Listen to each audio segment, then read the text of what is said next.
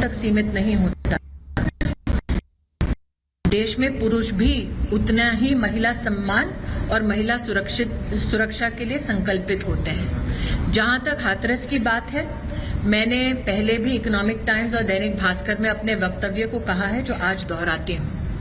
मैं महिला आयोग के जितनी भी गतिविधियां उसमें हस्तक्षेप संवैधानिक तौर पर नहीं करती, लेकिन महिला आयोग ने मुझे सूचित किया कि पहले दिन से ही जिला प्रशासन के साथ, प्रदेश की सरकार के साथ उन लोगों ने इस बात को सुनिश्चित करने का प्रयास किया कि पीड़िता को न्याय मिले।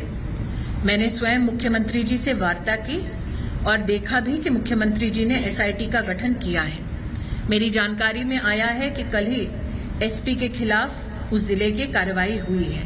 मेरा ये मानना है कि एसआईटी की रिपोर्ट आने के बाद आधिकारिक स्तर पर योगी जी उन सभी लोगों के खिलाफ कार्रवाई करेंगे जिन लोगों ने हस्तक्षेप किया अथवा जिनकी वजह से पीड़िता को संपूर्ण न्याय न मिले, इस प्रकार की साजिश रची गई। दूसरा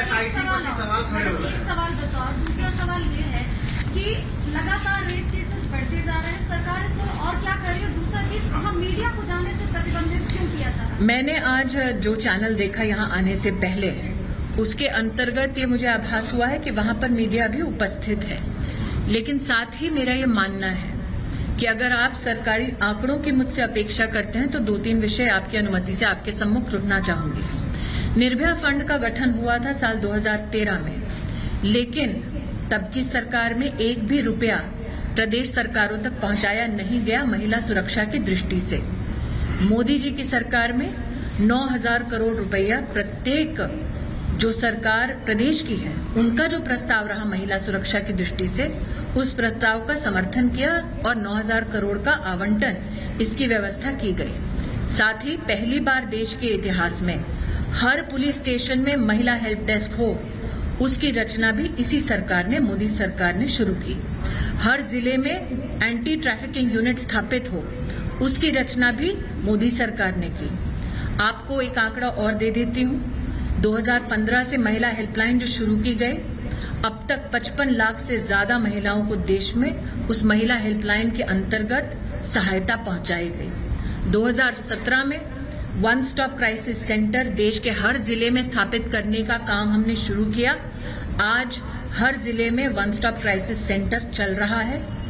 ये इससे पहले कभी नहीं किया गया, लेकिन जनता निश्चित रूप से व्याकुल मन से पूछना चाहेगी कि क्या आज भी हमें दरकार है कि हम निरंतर प्रयत्नशील रहें कि महिलाएं, बच्चे हमारे देश के सुरक्षित रहें। तो निश्चित रूप से ये प्रतिबद्धता न सिर्फ सरकार की है, बल्कि ये संकल्प समाज का भी है। मैडम, एसआईटी पर भी सवाल खड़े हो रहे हैं कि वहाँ के परिवार वाले खुल के सामने आए हैं कि स्थानीय प्रशासन और एसआईटी मिलकर कहीं न कहीं जो उनकी जांच हो रही है उसको गलत रूप में ले जा रही है, और इसके अलावा वो नार्को टेस्ट भी नहीं कराना चाह रहे हैं, जो अभी तुरंत की बात उनके परिवार वालों ने की है। मैं इतना ही कहूंगी,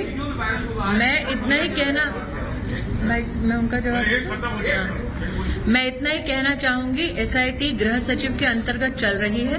भारत सरकार की प्रतिनिधि होने के नाते मेरा विश्वास है कि एक स्वतंत्र मीडिया के चलते सच कभी छुपता नहीं है, और निश्चित रूप से योगी जी की जो कार्यशैली रही है वो कड़े से कड़े कदम कानून व्यवस्था को बना के रखने में और महिलाओं को सुरक्षित रखने में निश्चित रूप से लेंगे, ये मेरा विश्वास है। यस, लगातार भी निशाना साध रहा है जी, लगातार विपक्ष आप पर भी निशाना निश्चित साध रहा है, आपको लेकर ट्वीट भी किया गया। अब हाथरस को लेकर अगला क्या होना चाहिए? देखिए, कल कांग्रेस पार्टी ने मेरे ऊपर एक विशेष टिप्पणी और ट्वीट किया कि संयुक्त राष्ट्र में मुझे अपने देश के खिलाफ बयान देना चाहिए था।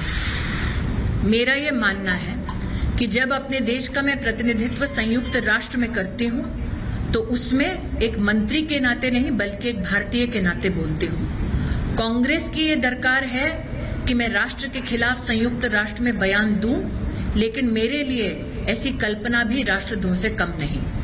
जहां तक विपक्ष का मुझ पर बार बार निशाना साधना है, ये विपक्ष की अपनी जिम्मेदारी है, अपनी मर्यादा है। और जब अमेठी में मैंने कूच की थी तभी मुझे पता था कि जीवन भर मैं उनके निशाने पे रहूंगी, मुझे कोई आपत्ति नहीं है। हाथरस को लेकर आगे क्या? पिछली जो चीजें हैं वो तो हैं, अब ऐसी घटनाएं और न हो, क्या और भी कड़े कानून की जरूरत है? कुछ मोदी सरकार ने बच्चियों के साथ गैंगरेप की सजा को सजाए मौत करार दिलवाया। आप सब इसके साक्षी हैं। मोदी सरकार ने पॉक्सो के रूल्स को लेकर भी चाइल्ड पोर्नोग्राफी के संदर्भ में विशेष कानूनी व्यवस्थाएं खड़ी की। मैं इतना मानती हूं कि सरकार की ओर से चाहे वो बजट का आवंटन हो, चाहे वो कानून व्यवस्था में संसद में कानून पारित करने की बात हो, मोदी सरकार इन सारे विषयों में एक कदम पीछे नहीं बल्कि 2 कदम आगे चल के काम करती है। मेरा ये विश्वास है कि एक स्वतंत्र देश में संविधान की मर्यादा में हम सब अपने दायित्वों का निर्वाह करके महिला हो, बच्ची हो या बच्चा हो, उनकी सुरक्षा को सुनिश्चित करने के लिए हमेशा प्रयत्नशील रहेंगे। मैं आज भी कह रही हूं कि संवैधानिक पद पर रहकर मैंने न राजस्थान पर टिप्पणी की, न बंगाल में एक्टिव केसेस पे टिप्पणी की, न ही किसी और प्रदेश के उस पे टिप्पणी की, लेकिन मुख्यमंत्री योगी आदित्यनाथ जी से निश्चित रूप से चर्चा की है और आश्वासन पाया है कि पूर्णतः न्याय होगा। और आज जो एक महिला पत्रकार ने पूछा कि क्या मात्र महिलाएं इस बात से कहीं न कहीं क्रोधित हैं, मैं इस मंच पे जितने पुरुष भाजपा के कार्यकर्ता बैठे हैं उनकी ओर से भी आपसे कह सकती हूँ कि चाहे वो भाजपा का पुरुष कार्यकर्ता हो या देश का सामान्य पुरुष, हम सबका ये संकल्प और अभिलाषा है कि देश की महिलाएं सम्मानित हों और सुरक्षित रहें। मैडम, क्या पीड़ित परिवार के साथ नार्को टेस्ट होना चाहिए? एक क्वेश्चन। आजमगढ़ की एक लड़की जो है बलात्कार के मामले में ट्रामा सेंटर आई थी, लेकिन यहाँ से किसी भी भाजपा के नेता या कार्यकर्ता ने मिलने की कोशिश नहीं की उस पीड़ित लड़की के परिवार से या पीड़ित लड़की से। आजमगढ़ का जो केस आप मुझे बतला रहे हैं, जैसे कि मैंने आपसे कहा, मेरी संवैधानिक मर्यादा ये है कि मैं प्रदेश में हस्तक्षेप नहीं कर सकती, लेकिन निश्चित रूप से मेरा ये मानना है, चाहे वो कोई राजनेता हो, चाहे वो कोई व्यक्ति विशेष हो, चाहे वो संगठन हो, महिला तक मदद के लिए पहुंचे,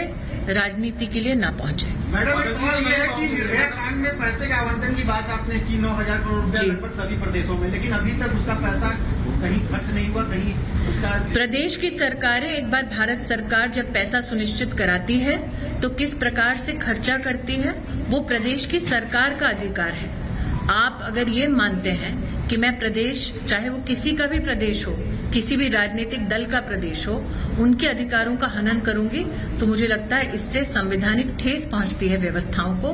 हमारी सरकार की प्रतिबद्धता जो थी कि निर्भया फंड के माध्यम से सभी प्रदेशों तक ये आवंटन किया जाए, उसको हमने सुनिश्चित किया है और हम बार बार प्रदेश की सरकारों के साथ समन्वय से आग्रह करते रहते हैं कि वो आवंटित जितनी भी राशि है उसका पूरा उपयोग करें। जी, राज्य सरकार की आपने बात की कि योगी की एक टीम है, अभी उमा भारती जी ने सरकार के ऊपर सलाह दिया योगी जी को कि मैं आपकी बड़ी बहन हूँ, हाथरस वाली घटना पर आप ध्यान दीजिए, उनसे बात की। अभी आपने कहा ये क्या मतलब क्या सूचना देता है कि आपके ही सरकार में और पूर्व सरकार में मंत्री रही और पार्टी को वरिष्ठ नेता है, जब ये शब्द करना पड़ा कि मैं आपकी बड़ी बहन हूँ। अब आप क्या करें? मैं इतना ही कहना चाहूंगी, भारतीय जनता पार्टी का चाहे वो महिला कार्यकर्ता हो या पुरुष कार्यकर्ता हो, हम सबकी अभिलाषा ये है कि महिला का सम्मान हो, न सिर्फ उत्तर प्रदेश में बल्कि देश के किसी भी कोने में। उसके संदर्भ में अगर मुख्यमंत्री श्री से कोई भी कार्यकर्ता कोई भी वार्तालाप करता है तो स्वतंत्र एक व्यवस्था में वार्तालाप के खिलाफ कोई टिप्पणी करना मुझे नहीं लगता मुझे शोभा देगा। आप सवाल करेंगे तो जवाब दूंगी भाई साहब। हाँ जी, हाथरस के लिए ने पीड़िता के परिवार वालों को समझाया, बात किया, तो आज है कल नहीं रहेगी, हम तो रहेंगे, तो डीएम के खिलाफ क्या कार्रवाई की? क्योंकि प्रशासनिक अधिकार योगी जी का है कार्रवाई करने का, मेरा पूर्ण विश्वास है कि एसआईटी की जब रिपोर्ट सबमिट होगी तो जितने अधिकारियों के खिलाफ सबूत पाए जाएंगे, निश्चित रूप से योगी जी उनके खिलाफ कार्रवाई करेंगे। मैडम, क्या लग रहा है कि योगी सरकार से झूठ हो रही है या झूठ हो रही है? मुझे ऐसा इसलिए मैं आपके इस सवाल का जवाब इस प्रकार से दे रही हूँ ताकि आप जिस सुर्खी की खोज में है वो सुर्खी मैं आपको ना दूं। मैं दोबारा दोहरा रही हूँ, मैं इसीलिए दोबारा दोहरा रही हूँ कि जिस सुर्खी की तलाश में आप हैं उस सुर्खी को मैं ना दूं, इसीलिए अपने बार बार आपसे आग्रह में एक भाई साहब मैं इनका जवाब दे दूं फिर आप मेरा आपसे आग्रह है कि मेरे वक्तव्य को मैं दोबारा दोहराती हूं ताकि आप दोबारा नोट कर लें। महिला आयोग ने पहले दिन से प्रदेश और जिला प्रशासन के साथ संपर्क करके पीड़िता को न्याय सुनिश्चित हो इसका पूरा काम किया है। दूसरा, मैंने स्वयं योगी जी से वार्ता करके उनसे आश्वासन पाया है कि पीड़िता के प्रति न्याय भी होगा और जो इस विषय में पीड़िता को न्याय से वंचित रखने का दुस्साहस कर रहे हैं उनके खिलाफ भी योगी जी कार्रवाई करेंगे। मैं उनके इस आश्वासन से आश्वस्त हूँ। मैडम, पीड़ित जी परिवार भाई का साहब, नार्को टेस्ट- एक सेकंड भाई साहब। हाँ। केंद्र में और राज्य में उत्तर प्रदेश सरकार में आपका जो है कि पार्टी की सरकार है मैडम। उत्तर प्रदेश में पूरी तरह से कानून व्यवस्था चरमरा गई, उस संबंध में जानना चाहते हैं। साहब ने कहा कि योगी जी काफी सतर्क है, लेकिन उस पर केंद्र सरकार क्या निर्णय लेना ये है कि इस समय बलात्कार, हत्या, लूट पूरे प्रदेश में एकदम चरमराई हुई कानून व्यवस्था। आज आप सबके सम्मुख आने से पहले सपा की कुछ बहनें आई थी, उन्होंने मेरे साथ बैठ के वार्ता की और शायद ही ये कभी हुआ होगा कि दो राजनीतिक दल की महिलाएं एक साथ बैठकर संकल्प लें कि महिलाओं के प्रति न्याय हो। मैडम, एक सवाल- मैं जिस लोकसभा क्षेत्र से आती हूं वहां पर भी एक विख्यात सपा के नेता के खिलाफ रेप का केस चल रहा है। मेरा इतना मानना है अपनी संवैधानिक पद पर रहकर कि जो हमारा जुडिशियल तंत्र है उस पे आप विश्वास बनाकर रखें। एविडेंस के आधार पर निश्चित रूप से कार्रवाई होगी, ये जुडिशरी भी सुनिश्चित करेगा। मैडम, ये सवाल है कि नार्को टेस्ट पीड़ित परिवार का किए जाने की बात हो रही है, लेकिन नार्को टेस्ट के लिए पीड़ित परिवार मना कर रहा है, वो नहीं कराना चाह रहा है। ये विषय मेरी परिधि में नहीं है, ना ही मैं पीड़ित परिवार की ओर से बोलने का उनसे आदेश पा चुके हैं। तो जब मुझे अधिकृत रूप से पीड़ित परिवार ने उनकी तरफ से कुछ बोलने का कहीं भी कोई कागज दिया नहीं है, तो पीड़ित परिवार से की ओर से बोलने के लिए आप मुझे ना कहें। उनका अधिकार है, वो अपनी ओर से जो भी वक्तव्य देना चाहे वो दे सकते हैं। आप जा रही हैं, आप जा रही हैं, उनकी कुछ डिमांड थी तो क्या गवर्नमेंट उन डिमांड को कंसीडर करेगी? जी, सपा की नेता आपसे मिलने आई थी, उनकी कुछ डिमांड थी तो क्या गवर्नमेंट उनकी उन्होंने मुझसे जो चर्चा की जिसको आज मैं यहाँ पर बता सकती हूँ, उनकी चर्चाओं में दो विषय आए। एक कि हर महिला का सम्मान हो जिसमें कोई दो राय नहीं है। दूसरा, उनकी कोई सचिव थी, उन्होंने कहा कि ट्विटर पर और कई विख्यात रिपोर्टर्स पीड़िता का नाम ले रहे हैं बार बार, जो कानून का उल्लंघन है। उन्होंने मुझसे कहा कि आप आईएनबी मिनिस्ट्री से और जो डिपार्टमेंट है इंफॉर्मेशन टेक्नोलॉजी का, उनसे चर्चा करें ताकि पीड़िता का नाम प्रेस के माध्यम से बाहर ना आए। मैडम, आप मैंने सपा की उस कार्यकर्ता को आश्वस्त किया कि मैं निश्चित रूप से आईएनबी के अधिकारी और मेटी के अधिकारियों से उनके इस विषय को लूंगी और स्वयं इस विषय पर कार्रवाई हो ऐसा सुनिश्चित करूंगी। मैडम, आप हाथरस जाएंगी क्या? आप खुद हाथरस जाएंगी पीड़ित परिवार से मिलने? ये उत्सुकता है लोगों में। जी, मैं जानती हूँ। मेरा ये आपसे आग्रह है, आपके लिए पीड़िता हेडलाइन होगी, वो किसी की बेटी है, उस बेटी का सम्मान करें। टीआरपी की कहीं ना कहीं प्रतिद्वंदी रहते हैं आपके, लेकिन उस बेटी का सम्मान करें। मैं आज यही आग्रह कर सकती हूँ। मैम, क्या उसके साथ जो घटा उस पे अपनी टीआरपी की रोटी ना सेकेंगे तो उस लड़की के साथ न्याय होगा, तब उसका सम्मान होगा। मैडम, किसी की योगी सरकार के इतने घंटे मीडिया को परिजनों से दूर रखा, अब छोड़ा क्यों? देखिए, मेरा इतना मानना है कि जब जिले के अधिकारी कोई निर्णय लेते हैं प्रशासनिक, तो उसके ऊपर केंद्रीय मंत्री का टिप्पणी करना, क्योंकि मैं नहीं जानती हूँ जिला अधिकारी को। मेरा इतना कहना है कि आज इस वक्तव्य से पहले जब मैं आई और मैंने चैनल देखा तो वहां पर रिपोर्टर उपस्थित थे। मैडम, किसी भी मेरा सीधे सवाल है। हाँ जी, सर। सरकार जो भी बिल लाती है उसको करता है, उनका अधिकार है, लेकिन क्या सरकार हमेशा इस बात पर फेल हो जाती है कि अपनी बात तक जनता तक नहीं पहुंचा पाती?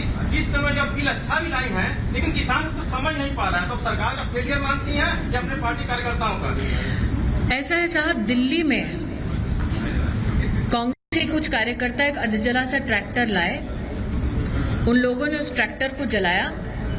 फिर कांग्रेस के एक मुख्यमंत्री हैं पंजाब के, उन्होंने वक्तव्य दिया कि हाँ, ये धरना कांग्रेस का है, किसान का नहीं है।